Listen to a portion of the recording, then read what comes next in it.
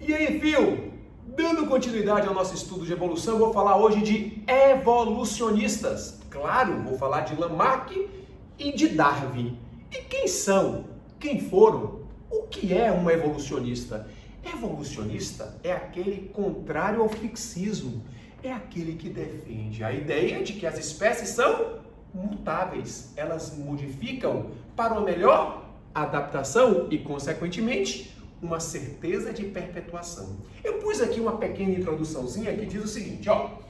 Evolucionistas foram aqueles contrários à crença de que as espécies eram produtos imutáveis, como defendiam os fixistas, tá certo? Então, fixista é aquele que defende a tese de que as espécies não mudam, e já os evolucionistas são contrários a essa ideia. Veja só, eu listei aqui alguns evolucionistas. Erasmo Darwin, avô de Darwin, né, que não tinha, como provar o processo de evolução, mas era um curioso e acreditava nas transformações constantes das espécies. Principalmente lendo esse cara aqui, ó, Jean-Baptiste Lamarck, e daqui a pouco nós vamos falar um pouco mais dele, tá certo? Charles Darwin, que você tem obrigação de saber muito sobre o que ele defendeu, porque é questão certa em tudo que é prova, Consultec, Enem e também na Baiana. Se não for uma questão direta, já disse isso, pode vir alternativas relacionadas à ideia, principalmente do processo de seleção natural. Perfeito, turma? Vamos lá. Um outro foi Charles Lyell, grande geólogo que influenciou Darwin. Charles Lyell era também evolucionista e ele dizia uma coisa que tem fundamento. Se o mundo muda, se as características físicas do meio são alteradas, as espécies também irão sofrer mudanças para o quê? Uma melhor adaptação nesse mundo que está constantemente modificando. Perfeito? Um outro foi Alfred Russel Wallace. Esse foi extremamente importante e ele chegou à mesma conclusão de Darwin. Tanto sim que na academia, nas universidades, quando se fala em seleção natural, fala seleção natural de Darwin e o Wallace, beleza? O Wallace foi muito importante. Eles chegaram, o Wallace e Darwin os dois chegaram a publicar um documento, né, bem pequenininho, bem resumido, um ano antes da publicação do livro Origem das Espécies, em 1858. Em 1859, o livro Origem das Espécies foi publicado. Um outro evolucionista foi Gregor Mendel, que todos nós aqui sabemos a importância dele na análise das características transmitidas, né, a partir dos seus experimentos com pisum sativa, com ervilha de cheiro, tá bom? Richard Dawkins, esse atualíssimo evolucionista, todos dizem que ele é muito mais evolucionista, ele é muito mais, olha que frase linda, ele é muito mais darwinista do que o próprio Darwin, acredite, velho.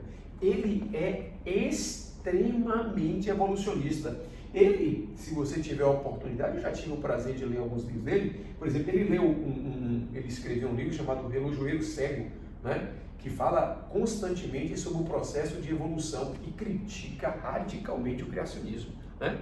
Eu sou muito, não sou muito fã dessa galera não, que defende uma tese e começa a ridicularizar a outra. Alguns momentos da obra de Richard Dawkins, ele fala um pouco mais e critica aquelas pessoas que defendem o criacionismo. Não, eu sou muito pacífico, quem me conhece. Pô, se você acha que isso daqui é laranja, beleza. Se eu estou vendo laranja também, ok. Mas se você falar que isso aqui é verde e me dizer que estiver de maneira convicta que isso aqui é verde, velho, eu não vou de encontro. Ok? Eu não vou de encontro. Você acha que é verde? Acabou. Então eu acho que nós temos que ter respeito por aqueles que pensam o contrário a gente. Tá bom? Beleza? Ele, Richard Dawkins, ele defende a tese dele. Maravilha. Até aí, perfeito. Mas às vezes ele é meio agressivo, né, com aqueles que não pensam igual a ele, né? Ele escreveu um livro que foi uma polêmica, Deus, um delírio. Ele critica totalmente a existência de Deus, né? E também ele escreveu um livro também chamado de O Gênio Egoísta, tá bom? Então são obras importantíssimas a respeito da evolução, que se você quiser ler, leia, é extremamente importante, mas leia sabendo que ele é altamente evolucionista, tá bom? E um outro evolucionista famoso é Ernest Mayr. Esse aqui já faleceu recentemente. Eu não quero dizer a data aqui que eu não tenho certeza se foi 2005 ou 2006, mas esse aqui também foi extremamente importante, um dos grandes defensores de Darwin e também um grande neodarwinista. Por quê? Porque ele analisava características genéticas. Pois bem, né? Evolucionista é isto. É aquele que defende a transformação das espécies para uma melhor adaptação e consequente perpetuação. Mas eu quero falar de dois evolucionistas. É isso que nos interessa, é isso que é importante para a nossa prova. Tá bom? Vamos lá. Lamarckismo e darwinismo. O lamarckismo, defendido por Jean-Baptiste Lamarck, que nasceu em 1744 e faleceu em 1829, foi extremamente importante. Por quê? Porque os fixistas estavam dominando de maneira extremamente forte, contundente, né, as suas ideias. Aí veio Lamarck para contrapor as ideias do fixismo. A partir de quê? A partir da análise de fósseis. Quando Lamarck começou a observar os fósseis e notar que haviam diferenças daqueles elementos que foram de alguma maneira preservados e os indivíduos que já existiam, ele falava assim, ele afirmava, as espécies mudam, elas se alteram com o passar do tempo. Poxa, então aquilo ali era um balde de água fria naqueles que defendiam o fixismo, daqueles que estavam com a ideia fixa de que Deus criava uma espécie, aquela espécie não mudava nunca mais. Então, as ideias de Lamarck, a partir da análise dos fósseis, eram muito fortes, porque eles tinham o quê? Lamarck tinha o quê? Tinha uma prova física, palpável da transformação, que é a análise dos fósseis. Por isso que naquela aula anterior, naquele vídeo anterior, nesse início de evolução, eu disse, poxa, as provas evolutivas são importantes, os fósseis são extremamente importantes, né? Esse estudo paleontológico, né, da análise dos fósseis é extremamente forte para a ideia da evolução. Então, Lamarck, a partir da análise dos fósseis, foi o primeiro a afirmar da necessidade de adaptação. Em 1809, vê se você vê aqui, o ano em que Darwin nasceu, Lamarck publicou um livro, Filosofia Zoológica, onde ele analisava aspectos anatômicos e alguns aspectos fisiológicos dos animais e comparava isso com os animais atuais. Velho, ele era extremamente, pessoa não querida pelos fixistas. Por quê? Porque a partir dali ele observava o quê? As mudanças, a existência de transformações. Beleza? Então vamos lá. Ele defendeu duas leis extremamente cobradas. A lei do uso e desuso, que ele afirmava que quanto mais você usa um órgão, mais esse órgão tende a se desenvolver. Veja bem, não está completamente errado isso não. Porque músculo estriado esquelético, quanto mais você malha, mais ele tende a se desenvolver. O problema de Lamarck foi ter generalizado. Ele generalizou. Ele diz que qualquer órgão, quanto mais você usa, mais ele se desenvolve. Aí eu fico pensando, eu paro e penso, a minha visão, né, de tanto eu ter estudado, lido, forçado a minha visão, era para eu estar enxergando por trás das paredes. E isso não aconteceu. Muito pelo contrário. Hoje eu vou depender de quê? Dessa estrutura aqui, para eu ler qualquer coisinha que esteja a um palmo dos meus olhos. Por quê? Porque com o passar do tempo, a minha visão foi perdendo a sua potência, a sua capacidade de perfeição, de ajuste. Então, essa lei do uso e desuso, querido Lamarck, é positiva, é verdadeira para alguns órgãos, não para todos, tá bom? Mas a outra, né, nessa sequência, ele dizia assim, quanto mais se usa um órgão, mais esse órgão se desenvolve, tá bom? E ao adquirir esse órgão desenvolvido ou atrofiado, o indivíduo passa essa característica aos seus descendentes. Aí está errado, Lamarck. Aí está errado. Ele defendia a tese da transmissão das características adquiridas, ou seja, o Lamarck, ele defendia que a espécie jamais entrava em extinção, né? Ela se alterava, ela se modificava. Por exemplo, se você tem uma espécie, né, em um formato de triângulo, e esse triângulo diz assim: estou muito bem onde eu estou vivendo. Por quê? Porque o meio gosta de triângulos. Mas se o meio amanhã dissesse assim, ó, cansei de você, triângulo, vai sobreviver quem for círculo. Aí, para Lamarck, o triângulo se transforma em círculo, para não ser o quê? Eliminado, para não ser extinto. Tá bom? Mas aí, o círculo fala assim: poxa, estou com medo de amanhã o meio mudar. Não deu outra. No outro dia, o meio ambiente fala assim, ó: cansei de você, círculo. Quero agora beneficiar quem for quadrado. Aí o círculo, ó, brucutu, se transforma em quadrado. Então, para Lamarck, você que está me ouvindo aí, para Lamarck, ele acreditava na transformação dos indivíduos para que os indivíduos não pudessem ser eliminados, para que os indivíduos não fossem modificados, tá certo? Então, Lamarck era um transformista, né? Ele era defensor da transformação para que o indivíduo não fosse extinto. E é assim? Não é assim. Nós sabemos que não é assim. O triângulo não se transforma em círculo, que não se transforma em quadrado, né? Vou pegar novamente aquele exemplo da hipótese heterotrófica. O indivíduo que fazia a fermentação não se transformou em um indivíduo fotossintetizante. Ele se reproduziu e a descendência dele surgiu alguns com a capacidade de fazer fotossíntese. Tá certo? Não é a transformação de um no outro, né? Já vi isso em prova, dizendo assim, ó, a frase: diante da falta de alimentos, indivíduos que realizavam fermentação passaram a produzir seu próprio alimento para sobreviver no meio. Essa frase, e aí a questão perguntava: essa frase está correta ou ela está errada? Justifique. Ela está errada. O indivíduo que fazia a fermentação não se transformou em um fotossintetizante. Ele gerou descendentes. E na geração aconteceu mutações.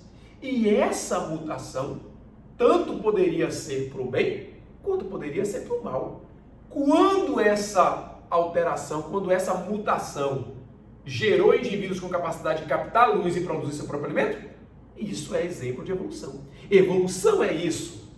Evoluir é isso. É você se transformar e se adaptar e se perpetuar. Tá bom? Por isso que muita gente fala assim: a mutação é sempre ruim. Não, filho. Não. A mutação só é maléfica quando ela promover a espécie da eleição. Quando ela promover a eliminação do indivíduo. Mas quando ela promover uma perfeita adaptação, só Jesus. Isso é bom demais. Isso é evolução.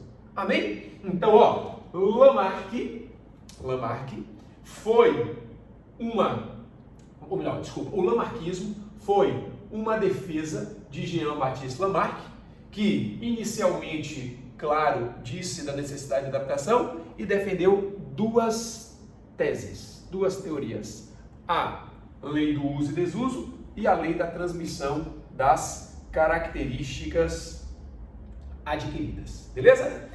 E já um outro evolucionista, né, senhor Charles Darwin, que inicialmente começou a fazer medicina, mas não aguentou a pressão das cirurgias, desmaiava, segundo relatos. Ele desistiu da medicina e o pai forçou ele a estudar teologia, né? Robert Darwin, o pai dele, né? E aí ele começou a estudar, chegou a ser teólogo, porque o pai queria que ele fosse pastor da igreja anglicana. Mas ele gostava muito, era de coletar animais, coletar insetos, né? E ele começou a se interessar demais, sempre foi extremamente amante das ciências da natureza, e aí ele foi convidado para ser o naturalista de uma expedição do navio chamado HMS Beagle, capitaneado por um inglês chamado de Capitão Fitzroy, que convidou Darwin para ser o naturalista. Convidou não, ele foi selecionado para ser o naturalista dessa viagem, né? Darwin aceitou depois da seleção. Darwin aceitou de fato ele ter sido selecionado e embarcou, mas o pai dele foi completamente contra, falou que ele não ia conseguir, que ele ia enjoar, que ele não ia suportar, e de fato no início Darwin pensou em desistir, no início da viagem. Ele em 1831 embarcou no HMS Beagle e ficou lá até 1836. O Beagle saiu da Inglaterra, né? O HMS Beagle saiu da Inglaterra, passou por Fernando de Noronha, passou em Salvador. Em Salvador, Darwin ficou por um tempo porque houve uma incidência na tripulação, um tripulante ficou doente, né? Chegou a falecer e foi enterrado em Salvador, né? Está enterrado no cemitério dos ingleses, ali no bairro da Barra, na ladeira da Barra, naquele cemitério ali. O tripulante foi enterrado. Darwin ficou um tempo considerável em Salvador. E depois de Salvador foi para o Rio de Janeiro. Do Rio de Janeiro atravessou, chegou lá bem ao ponto final ali da América do Sul, aí contornou, foi para o Chile, ficou um tempo na ilha de Galápagos, que fica vamos dizer assim, a 1000 quilômetros da costa do Equador. E aí, lá em Galápagos, ele anotou e coletou um grande número de espécies, tanto da fauna quanto da flora. Em Galápagos, que é representado por 13 ilhas, ele conseguiu, né, escrever muitas coisas que ele usou depois de muitos e muitos anos no seu livro Origem das Espécies. Darwin, lá em Galápagos, observou o comportamento de um pássaro chamado de tentilhão. E ele observava o bico do pássaro, né? E ele via que em cada ilha desse arquipélago havia uma quantidade de nutrientes diferente. Uns tinham sementes mais duras, outros sementes mais moles, outro tinha frutos, outro tinha mais molusco, outro tinha peixes, tá certo? E ele notou que em cada ilha do arquipélago de Galápagos haviam pássaros adaptados àquele tipo de nutriente. Aí Darwin disse o seguinte, que possivelmente todos aqueles tentilhões, todos aqueles pássaros tiveram o mesmo ancestral. Tanto sim que quando a gente fala em Darwin, a gente fala assim, a técnica básica do darwinismo foi baseada nos princípios da seleção natural e da ancestralidade comum. Olha o que Darwin dizia, que os tentilhões possivelmente tiveram o mesmo ancestral e que cada um estava bem adaptado ao tipo de nutrição ou de nutriente que havia em cada ilha, tá certo? Pois bem, aí, deixa eu falar aqui, ele coletou diversas espécies, como eu disse, da fauna e da flora, né? E foi influenciado por Thomas Malthus, né? E por Charles Lyell. Darwin, preste atenção nessa, Darwin ficava invocado com o seguinte, se as espécies elas estão constantemente se proliferando, segundo Malthus, em uma progressão geométrica de razão gigantesca, e a quantidade de nutrientes não está, né, aumentando, né?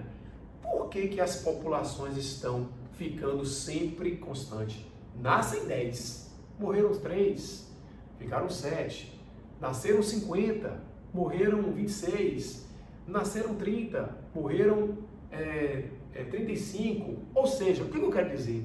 Que com o passar do tempo as populações tendem a ficar constantes. Por quê? Porque Darwin dizia que aqueles indivíduos que nasciam inaptos na busca pelo alimento eram eliminados. Então ele começou a moldar o princípio básico da seleção natural, que é o quê? É a seleção do indivíduo mais apto, não é do mais forte, né? Não é do mais bonito, não é do mais, como é que se fala? Safo, mas sim aquele mais bem adaptado. Então, ele usou, como é que se fala? A teoria de Thomas Malthus para moldar a sua tese, a sua teoria da seleção natural. E ele acreditava também que os indivíduos mudavam com o passar do tempo, mas não sabia o motivo, não sabia explicar a origem, né, dessas mudanças e não sabia como essas mudanças eram passadas de uma geração para outra. Darwin não tinha noção de genética, Darwin não sabia o que era um gene. Darwin dizia, havia sim, há sim, modificações com adaptações, né? Existe sim modificações que surgem, mas eu não sei explicar por que aparecem essas mudanças, por que surgem essas mudanças. Então, Darwin, ele propôs o seguinte, que nascem indivíduos diversos em uma população. Indivíduos triângulos, círculos e quadrados. Mas somente os aptos ficam.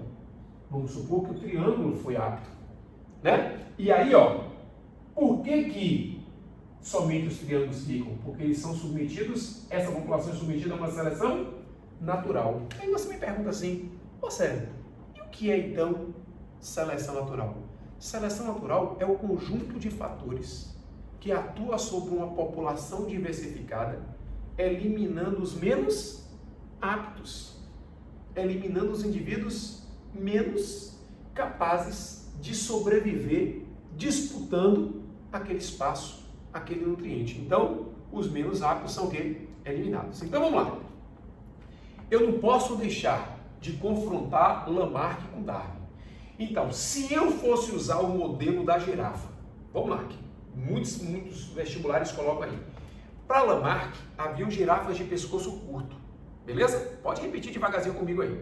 Então, a girafa começou a esticar o pescoço para pegar o alimento lá em cima, porque aquele que estava embaixo começou a ficar escasso e tinha muito o quê? Muitos indivíduos para competir com ela. Então, para ela não ser eliminada, ela esticou o pescoço. Então, adquiriu um pescoço grande, tá certo? E passou essa característica de ter o pescoço grande aos seus descendentes. Então, essa era a ideia de Lamarck. Esta, vamos dizer assim, é a discussão baseada nas ideias de Lamarck. Mas se o Darwin fosse explicar o pescoço longo da girafa, como seria? Para Darwin, havia girafas de pescoço curto e girafas de pescoço longo. As girafas de pescoço curto tinham que competir com os outros animais. E como elas não conseguiam, eram menos aptas, elas foram eliminadas. E só ficaram o quê? Girafas de pescoço longo. E essas girafas de pescoço longo, elas foram selecionadas e passaram a característica que o faz apta, que é ter o pescoço longo, aos seus o quê? Aos seus descendentes. Só que Darwin não sabia explicar como essas características eram passadas.